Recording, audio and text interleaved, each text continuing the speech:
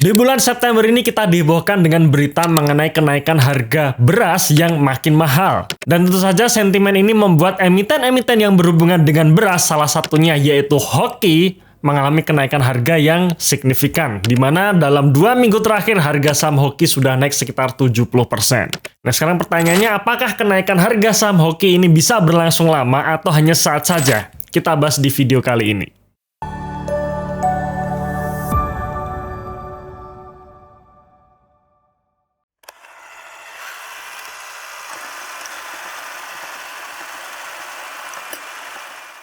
Bagi teman-teman yang baru mampir di channel ini, silahkan subscribe dulu channel ini dan silahkan download ebook kami karena kami sudah menulis ebook yang dimana ebook tersebut bisa menjadi tambahan referensi untuk perjalanan investasi Anda. Isi dari ebook tersebut yang pertama mengenai filosofi investasi, yang kedua mengenai contoh-contoh saham under value-nya. Ya, ebook tersebut bisa teman-teman download secara gratis melalui link di dalam deskripsi di video ini.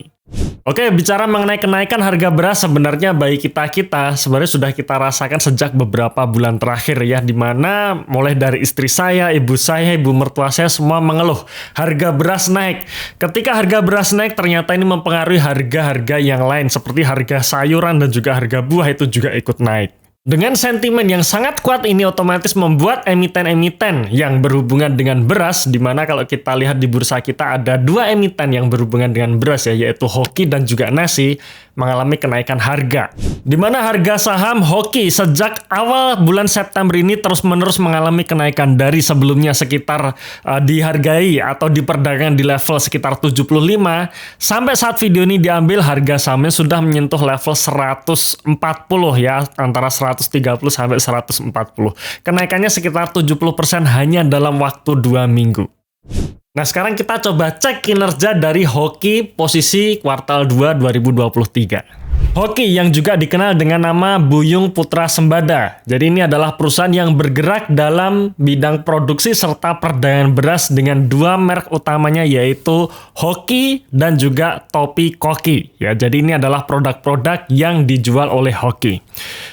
Kita lihat kinerja posisi Juni 2023 di mana memang terjadi kenaikan penjualan ya. Penjualannya naik 61% dari 434 miliar rupiah menjadi 700 miliar rupiah.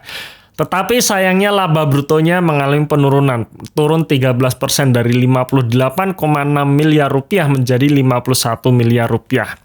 Tetapi sayangnya laba bersih dari Hoki menurun ya, bahkan menurun 157% dari yang tadinya 7,2 miliar rupiah menjadi rugi 4,1 miliar rupiah. Kerugian ini dikarenakan beban keuangan yang sangat besar, alias Hoki memiliki hutang yang cukup besar sehingga beban keuangannya melebihi daripada laba usahanya. Ya akhirnya secara bottom line Hoki mencatatkan kerugian. Oke, itu tadi yang pertama mengenai saham Hoki. Nah, sekarang selanjutnya saham Nasi. Nasi yang juga dikenal sebagai Wahana Inti Makmur merupakan sebuah perusahaan produsen dan supplier beras terkemuka yang berlokasi di Jawa Barat. Ya, beberapa produk unggulan dari Nasi antara lain Gemar Jasmine, kemudian ada beras Super Platinum dan juga Berasa Dewa. Nah ini sedikit berbeda dengan Hoki di mana kenaikan harga sahamnya tidak sesignifikan Hoki, tapi ya banyak orang menduga-duga atau menggadang-gadang bahwa Nasi pada akhirnya nanti juga akan sama dengan Hoki di mana kenaikannya signifikan ya. Cuman memang sampai saat ini belum seperti Hoki. Tetapi kenaikannya cukup bagus juga. Dalam 2 minggu harga saham Nasi naik sekitar 30% dari level sekitar 70-an ya, 68 sampai 70-an. Dan saat video ini diambil harga sahamnya sudah mencapai level 90-an. Ya, kurang lebih naik 30% dalam 2 minggu. Sekarang kita lihat kinerja dari Nasi posisi Juni 2023. Di mana di sisi penjualan atau di sisi omsetnya itu juga membukukan kenaikan yang bagus. Naik 30% dari 25,6 miliar rupiah menjadi 33,4 miliar rupiah. Tapi sayangnya laba brutonya turun 10% dari 5,6 miliar rupiah menjadi 5,1 miliar rupiah. Laba bersihnya juga mengalami penurunan sebesar 47% dari 574 juta rupiah menjadi 303 juta rupiah.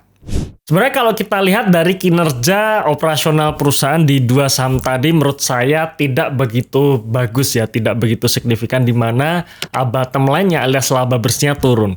Tapi yang menarik adalah harga sahamnya naik. Dalam perjalanan saya di dunia investasi saham sejak tahun 2011 sampai sekarang, saya menyimpulkan bahwa ada dua hal yang men-trigger kenaikan harga saham. Yang pertama adalah sentimen atau katalis yang sangat kuat, yang kedua adalah kenaikan kinerja. Bisa disimpulkan bahwa kenaikan dari dua emiten tadi berasal dari katalis yang sangat kuat dan belum dari kinerjanya. Tapi apakah nanti ketika kinerja kuartal 3 keluar di saat harga beras pada naik akan membuat kinerjanya juga naik? Ya mungkin saja iya. Ya mungkin saja iya dan sangat mungkin kinerjanya bisa naik. Tapi apakah kenaikannya sesignifikan kenaikan harga sahamnya? Jawabannya belum tentu.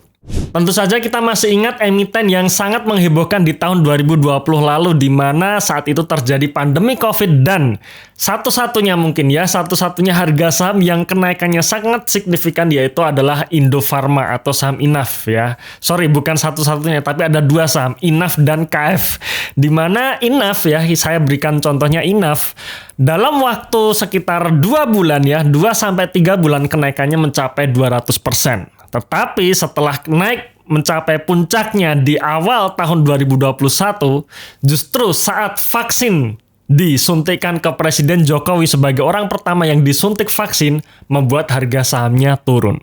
Apa maksud saya ceritakan mengenai saham Inaf tadi? Bahwa ketika kenaikan harga saham tidak dibarengi dengan kenaikan kinerja perusahaan ya atau fundamental perusahaan, maka dia akan kembali ke fundamental aslinya. Alias ketika katalisnya hilang, siap-siap harga sahamnya akan jatuh kembali sesuai dengan kinerja aslinya. Buat para trader, trend follower, mereka bisa memanfaatkan katalis-katalis ini untuk mencari cuan dengan cepat. Tapi bagi kita seorang investor jangka panjang yang ingin santai, ingin tenang hidupnya ya, ingin bisa berinvestasi saham dengan tenang sambil melakukan rutinitas hal yang lain, maka tetap disarankan fokus pada kinerja perusahaan itu lebih baik. Jadi menurut kalian nih, kira-kira saham nasi bakalan akan seperti hoki atau tidak nih? Yuk tulis pendapat kalian di kolom komentar di bawah ini ya.